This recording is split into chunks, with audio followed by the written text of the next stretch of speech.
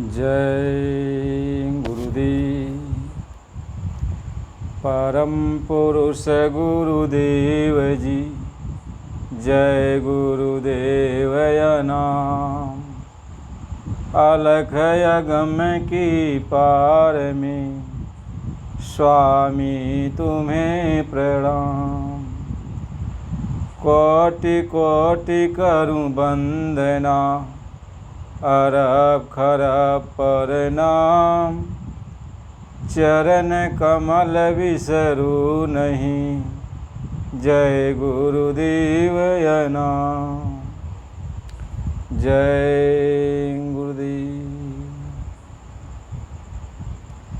काम काम सब कोई कही, काम न चिन्हत कोई। जेती मन की कल्पना, काम कहाँ वहीं सो। आप सभी प्रेमियों, आज हम काम के बारे में चर्चा करेंगे। काम किसको कहते हैं, काम क्या है, इसके बारे में हम प्रकाश डालेंगे और बड़े ध्यान से इस विषय में आप सब लोग अपने अपने मन को लगाइए और ध्यान से सुनिए। यदि आप ध्यान से सुनेंगे, दिल दिमाग में बैठाएंगे तो बहुत कुछ समझदारी आएगी। कहते हैं काम सब कोई कहता है, लेकिन काम क्या है। काम, क्रोध, लोभ, मोह, अहंकार, ये 5 विकार हैं, जिसमें पहला विकार है काम। तो काम किसको कहते हैं, काम कैसे उत्पन्न होता है, काम का रूप क्या है, काम के बारे में हम क्या सोचते हैं। देखो, कोई भी चीज़ है, जो भी आप देखो, आपके सामने उसका रूप आता है। कोई भी रूप है, तो जब तक उस रूप के बारे में आप कल्पना नहीं करोगे, विचार नहीं करोगे, सोचोगे नहीं, कोई इच्छा जागृत नहीं करोगे, तब तक काम उत्पन्न नहीं होता। यानी मन के अंदर कोई भी चीज़ आप देखते हो, मन के अंदर उसकी एक कल्पना शुरू होती है, मन के अंदर एक चाहना शुरू होती है, एक इच्छा शुरू होती है। यदि मन के अंदर इच्छा न उत्पन्न हो तो काम नहीं जगता है। काम तभी जगता है जब मन के अंदर यह इच्छा उत्पन्न होती है, एक कल्पना उत्पन्न होती है। आप जितनी भी इच्छाएं आप कर लो, कल्पनाएं आप कर लो, उसको काम कहते हैं। संसार में जितना भी आप इच्छा करते हो, संसार में जितनी आप कल्पना करते हो, जो आप अपने अंदर इच्छाएं रखते हो, ये सभी काम के ही अंतर्गत आते हैं। ये सभी काम के अंतर्गत आते हैं। कहते हैं कि जब कोई भी चीज़ आप प्राप्त करना चाहते हो, कोई काम है, उसको आप करने के लिए आपके अंदर इच्छा उत्पन्न हो गई कि हम इस काम को करेंगे। अब कोई बीच में आके बाधा डाल दे कि नहीं, इस काम को आपको नहीं करना है, तो उस काम को आप नहीं करोगे। तो जब बाधा पड़ गई तो फिर क्या होता है, आप उस काम को पूरा करना चाहते हो, कोई तीसरा आदमी उसको रोकना चाहता है। जब रोकना चाहता है, आपका काम पूरा नहीं होता है, तो वही काम क्रोध का रूप धारण कर लेता है। वही काम क्रोध का रूप धारण कर लेता है। अब देखो, काम ही है, जब वह पूरा नहीं होता तो क्रोध का रूप धारण कर लेता, वही काम ही क्रोध में बदल जाता है। अब जब क्रोध में बदल गया तो जिस काम को आप पूरा नहीं कर पा रहे, उसके प्रति आपके लालच पैदा हो गई, स्वार्थ पैदा हो गया कि नहीं, ये हमारा पूरा होना चाहिए और इसने बाधा क्यों डाला। यानी लोभ उत्पन्न हो गया। काम काम में विघ्न पड़ गया तो काम ही क्रोध का रूप धारण कर लिया। अब क्रोध जब रूप बना लिया तो वही क्रोध सोच रहा है कि हमारा इस काम को पूरा यदि नहीं होगा तो मेरा इतना बड़ा नुकसान होगा, या मेरी ये इच्छा पूर्ति नहीं होगी। यानी लोभ है उसके प्रति, उस काम के प्रति, उस चीज़ के प्रति, उस वस्तु के प्रति लोभ उत्पन्न हो गया। लोभ जब उत्पन्न हो गया, लोभ हो गया कि इसको जो है हमको मिलना चाहिए, हमको यह चीज़ अब प्राप्त होना चाहिए। तो जब वो उस चीज़ को वो प्राप्त करना चाहता है तो उसके प्रति मोह उत्पन्न होता है, स्वार्थ पैदा होता है, अब मोह आ जाता है। यानी अब उसको छोड़ना नहीं चाहता, उस रूप को अब छोड़ना नहीं चाहता, अब मोह जाग गया। जब मोह जाग गया तो ज्ञान शक्ति का नाश हो गया। यानी जब मोह जाग गया तो ज्ञान शक्ति का नाश हो गया, अंधकार आ गया। मोह ही है जो अंधकार बना देता है, मोह ही है जो अज्ञान है, अंधेरा है। तो अब आपकी आंखों के सामने अंधेरा छा जाता है, अंधेरा छा गया, अज्ञान आ गया। तो जब अंधेरा छा गया तो अब अंधेरा ही अहंकार का रूप बन जाता है। जब अंधेरा आ गया, ज्ञान शक्ति का नाश हो गया, अज्ञान पैदा हो गया, अंधेरा छा गया, तो अहंकार का जन्म हो जाता है। यानी अब अंधेरे में वह अपने आप को ही सब कुछ समझता है कि मैं ही जो कुछ भी हूँ, मैं ही हूँ। अहम ब्रह्मस्यामि, अहम यानी अपने आप को अहम आ जाता है, क्योंकि अंधेरे में और कुछ दिखाई नहीं पड़ता, सिर्फ स्वयं को ही जानता है, स्वयं को ही जानता है, इसलिए अहंकार आ जाता है। अब जब आदमी स्वयं को ही जानता है, अपने सिवाय और किसी को जानता ही नहीं, अहंकार आ गया, तब यहीं से पाप शुरू हो जाता है, यहीं से पतन का प्रारंभ हो जाता है, यहीं से पाप की शुरुआत हो जाती है। तो आप कहो कि नहीं हम अहंकार को रोक देंगे, आप कहो कि नहीं हम जो है मोह को रोक देंगे, आप कहो कि नहीं हम लोभ को रोक देंगे, आप कहो कि नहीं हम जो है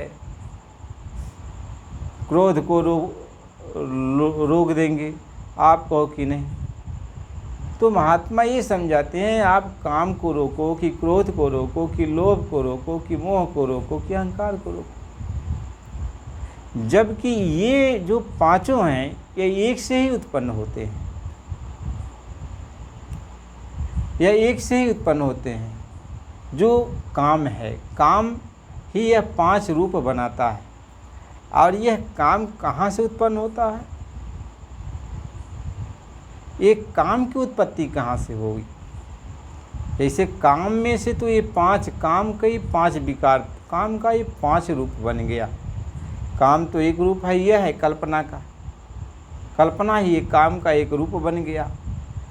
काम ही कल्पना का एक रूप है, इच्छा का एक रूप है। काम का दूसरा रूप क्रोध है, तीसरा रूप लोभ है, चौथा रूप इसका जो है मोह हो गया, और पांचवा रूप इसका अहंकार हो जाता है।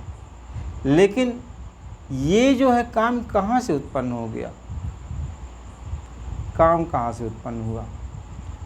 महात्मा इस चीज़ को समझाते हैं, जहाँ से काम की उत्पत्ति होती है हमें उस चीज़ को बारे में समझना चाहिए कि काम की उत्पत्ति कहाँ से हुई।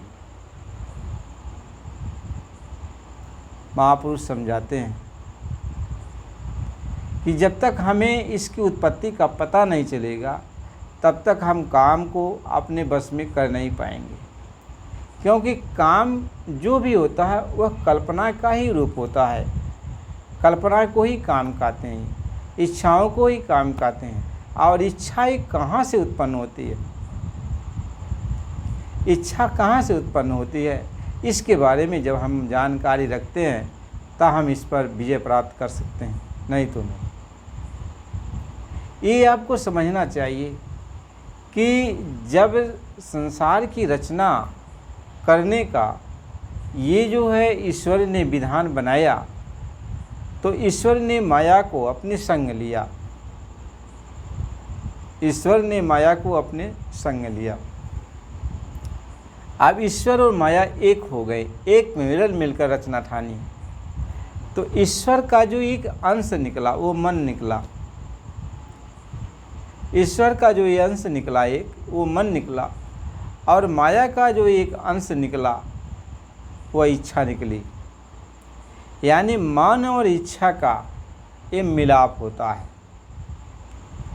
जैसे ईश्वर और माया का मिलाप हुआ, ऐसे मन और इच्छा का मिलाप होता है। मन और जब इच्छा, ये दोनों का जब मिलाप होता है तो काम उत्पन्न होता है। मन और इच्छा का जब मिलाप होता है तो काम उत्पन्न होता है, और जब काम उत्पन्न होता है तो काम के साथ क्रोध उत्पन्न होता है, क्रोध के साथ लोभ उत्पन्न होता है, लोभ के साथ मोह उत्पन्न होता है, और मोह के साथ अहंकार उत्पन्न होता है। इसकी अब उत्पत्ति, इन पांचों की उत्पत्ति एक दूसरे का, आप तो समझ रहे हो। तो ये उत्पत्ति कहाँ से उत्पन्न हुई? मन और माया से, मन और इच्छा से। मन और इच्छा से इसकी उत्पत्ति हुई। इच्छा को आप ख़त्म नहीं कर सकते और मन को ख़त्म नहीं कर सकते, क्योंकि मन ईश्वर है और इच्छा माया है। मन ईश्वर है और इच्छा माया है। जैसे ईश्वर और माया एक में मिले हुए, उनको कोई अलग नहीं कर सकता, कोई उनको जो है अलग नहीं कर सकता है, उसी तरीके से मन और इच्छा ये दोनों मिले हुए हैं, इनको कोई अलग नहीं कर सकता, इनको कोई अलग नहीं कर सकता। हमेशा मन कुछ न कुछ इच्छा उत्पन्न करता रहेगा, कुछ न कुछ सोचता रहेगा, कल्पना करता रहेगा। यानी कल्पना का मतलब ये होता है, इच्छा का मतलब होता है मन की जो अर्धांगिनी है इच्छा, अब वह उसके बारे में वो सोचता है, उसका वो संग करता है। जैसे ईश्वर माया का संग करते हैं, वैसे ही ये मन इच्छा का संग करता है। जब इच्छा का संग करता है तो इसके ये पुत्र काम, क्रोध, लोभ, मोह, अहंकार उत्पन्न होते हैं। ये काम, क्रोध, लोभ, मोह, अहंकार ही उसके पुत्र उत्पन्न होते हैं। मन और इच्छा का जब मिलाप होता है तो काम का जन्म हो जाता है, काम का जन्म होता है। यदि काम में कोई विघ्न डालता है तो क्रोध उत्पन्न हो जाता है, और क्रोध जब उत्पन्न हो गया तो लोभ आ जाता है, और लोभ जब उत्पन्न हुआ तो मोह जाग जाता है, और मोह जब जाग गया तो अहंकार आ जाता है। तो इसका मूल कारण जो है मन और इच्छा है, और मन इच्छा का जो स्रोत है यह ईश्वर और माया है। ईश्वर और माया की ये शक्ति जो है मन और इच्छा के अंदर आई, और मन इच्छा से जो पुत्र उत्पन्न हुए ये पांच काम, क्रोध, लोभ, मोह, अहंकार हैं। तो कितने बड़े प्रबल हैं ये, बहुत बड़े बलशाली हैं,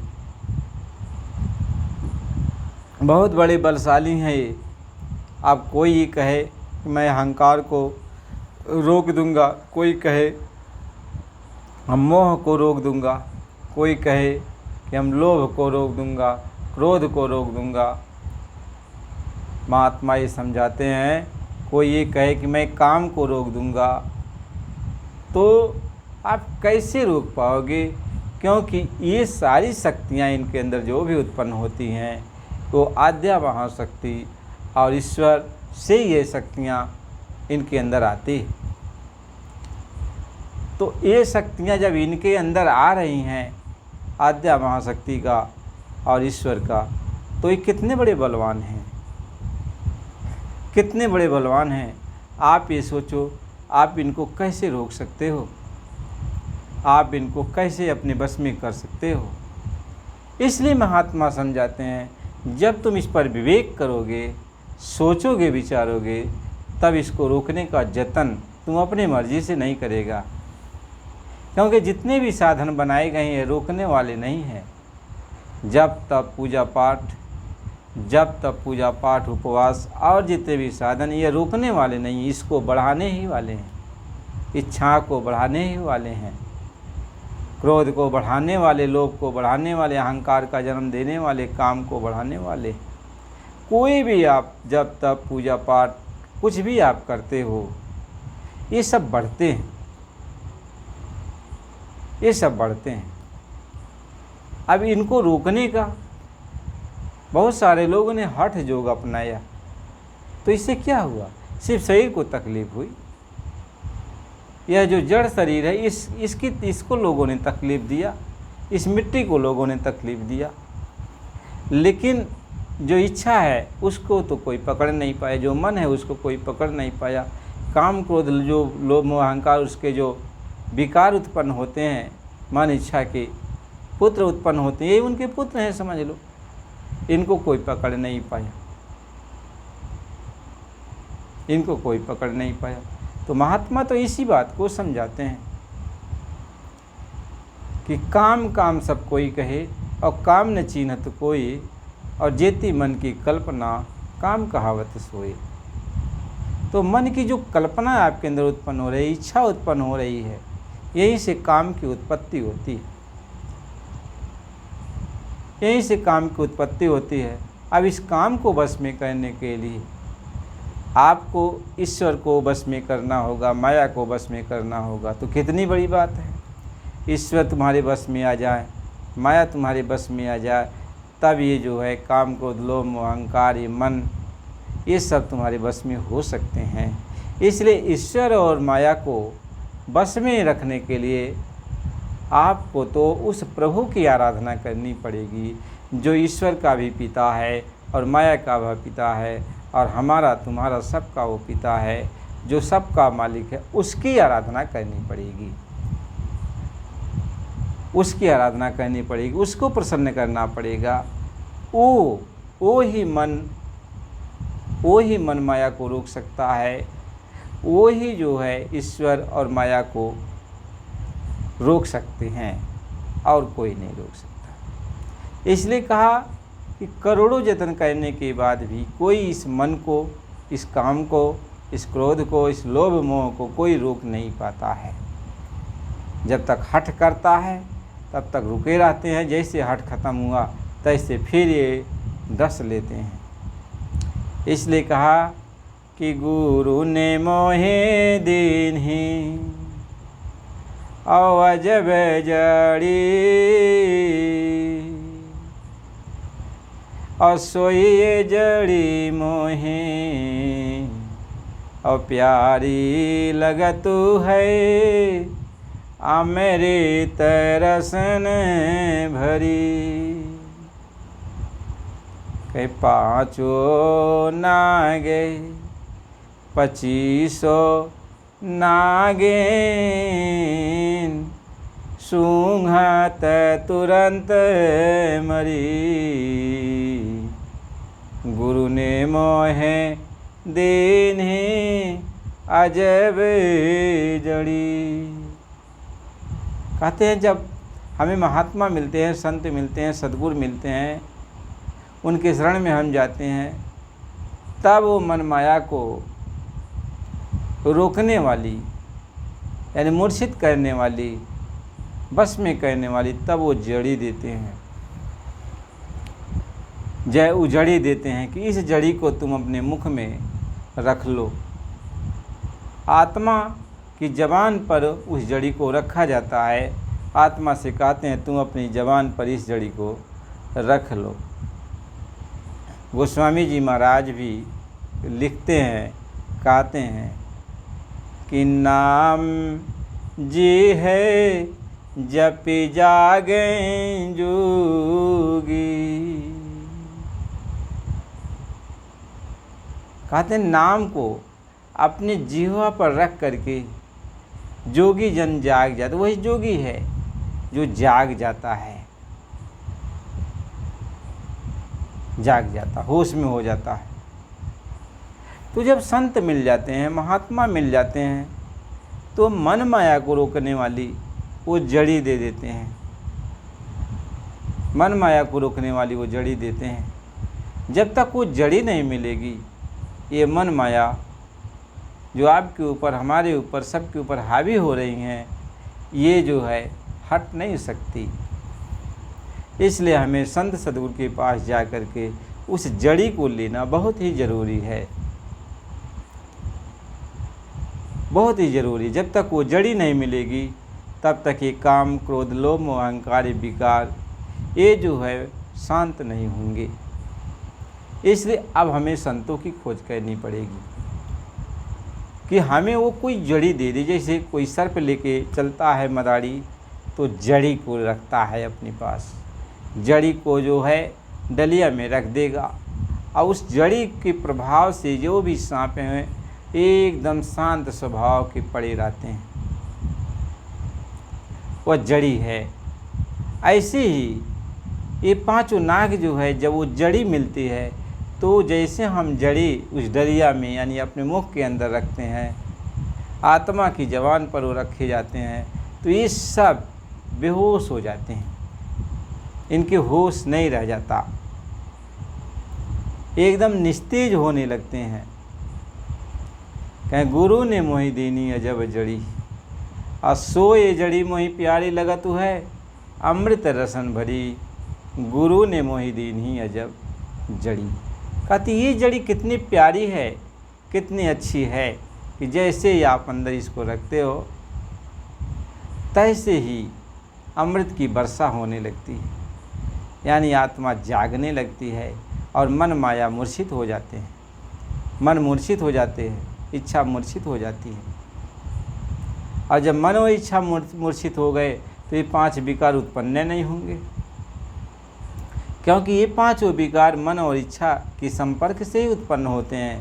मन जब आप इच्छा यानी कल्पना करेगा तभी ये विकार उत्पन्न होते हैं, और जब तक मन कल्पना नहीं करेगा, यानी इच्छा का संग नहीं रखेगा, इच्छा का साथ नहीं करेगा, यानी इच्छा नहीं उत्पन्न करेगा, तब तक ये पांचों काम, क्रोध, लोभ, मोह, अहंकार, पुत्र उत्पन्न नहीं होते।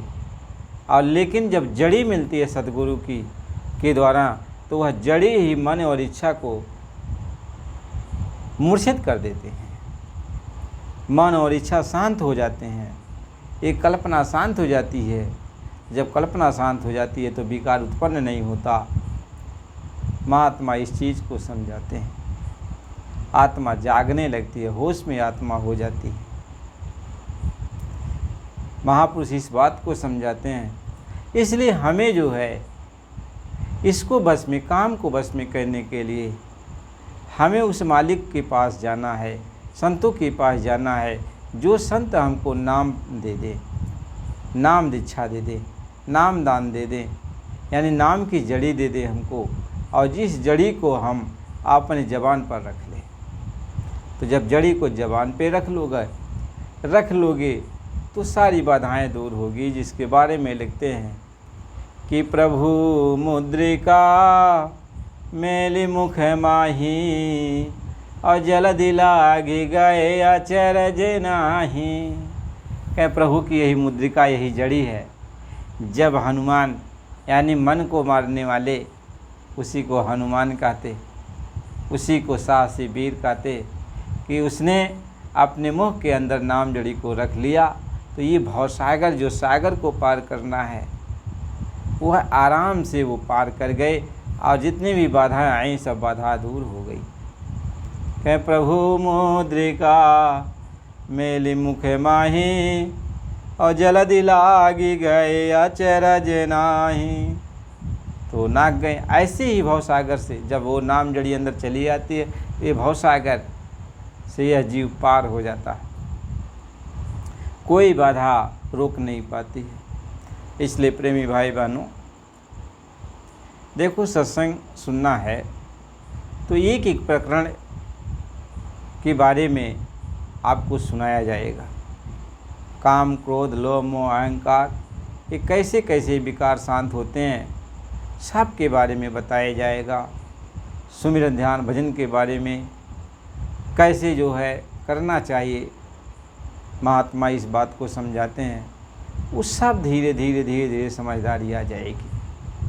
आप सत्संग सुनते रहो, गुरु महाराज जी की दया है कि धीरे धीरे सब बातें समझ में आ जाएंगी। सत्संग सुना करो, और जो वीडियो है, जो चैनल है, आप इसको लाइक करते जाओ, नए हो तो सब्सक्राइब कर लिया करो, लेकिन सत्संग बराबर सुना करो। जय